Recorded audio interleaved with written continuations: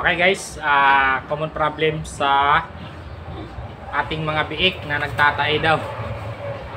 So marami na po akong ginawang video dyan. Di siguro napapanood.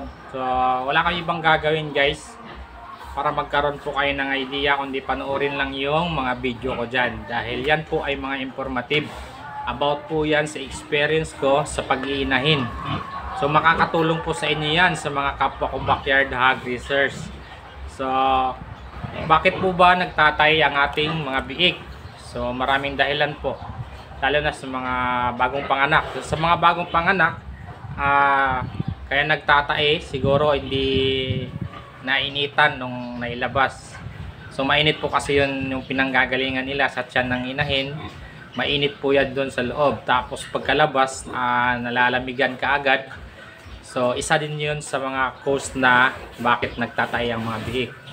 So ang pinakamagandang gagawin po para maiwasan yung pagtatae, unang-una kailangan mag-sanitize po tayo sa ating kulungan. So bakterya po kasi yan. Oras na may bakterya yung kulungan natin sa mga bagong panganak, napakasensitive pa po yan. So 100% po yan magtatay po yung mga biik. So manghihina. So pinakamaganda, mag-sanitize. Tapos pag bagong panganak, painitan nyo muna guys, lalo na sa mga mahina na biik na lumalabas. So painitan nyo lang po ng ilaw. Manumbalik ka agad yan yung lakas nila. Tapos after mainitan, matuyo, saka nyo padidihin. So huwag kayong magmadali magpadidi. Kahit nga 30 minutes hindi makadidi, sa paglabas okay lang yan. Dahil ang colostrum naman is 24 hours yan. So saan ba napupunta yan? Andyan lang din yan sa didi ni Mama Pig. Ang importante, patuyuin muna, mag-sanitize. Then kapag naka didi na ng colostrum, pwede na po kayo mag putol ng ngipin tsaka buntot. So kapag nagputol kayo ng ngipin tsaka buntot, isagad nyo guys yung ngipin para iwas sugat-sugat sa mga biik natin kapag lumalaki na. So ang behavior ng biik is nag-aaway po talaga yan, nag-aagawan sa didi.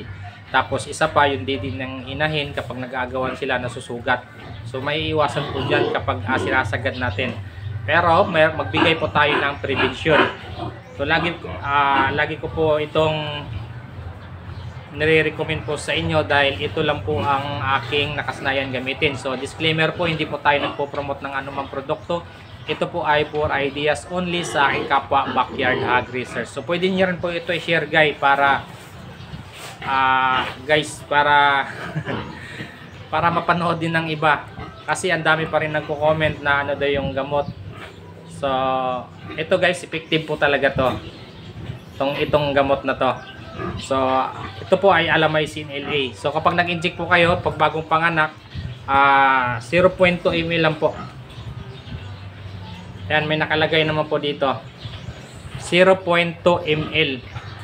So pwede sa liig, so pwede rin sa pigi mag-inject. So once lang po. So try nyo yan guys.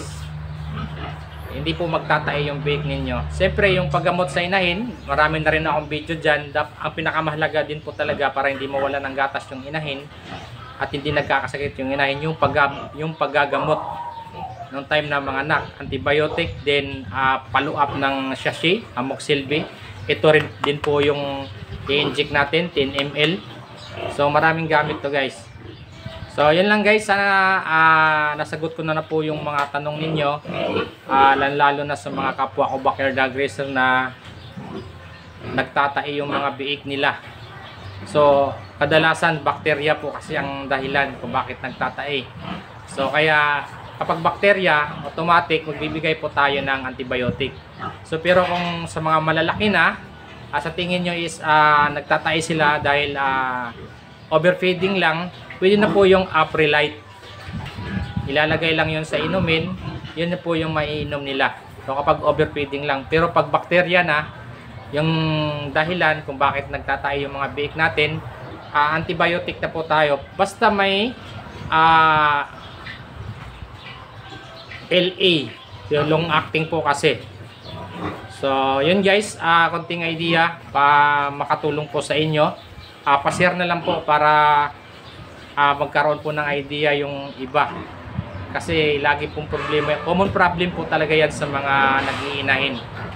So kahit sa farm, nagbibigay po sila ng prevention. So malapit na po tayo sa procedure na pang-farm.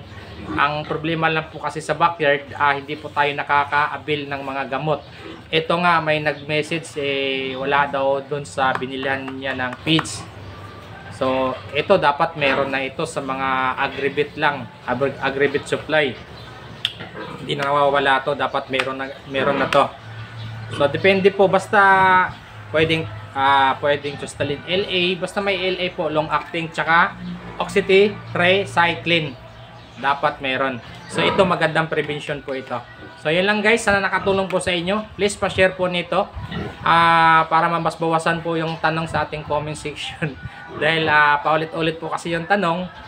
So ang dami ko nang ginawang video dito, so hindi lang siguro napapanood, so, or bagong followers lang. So mas maganda mai-share ninyo para mapanood nila at magka-idea sila.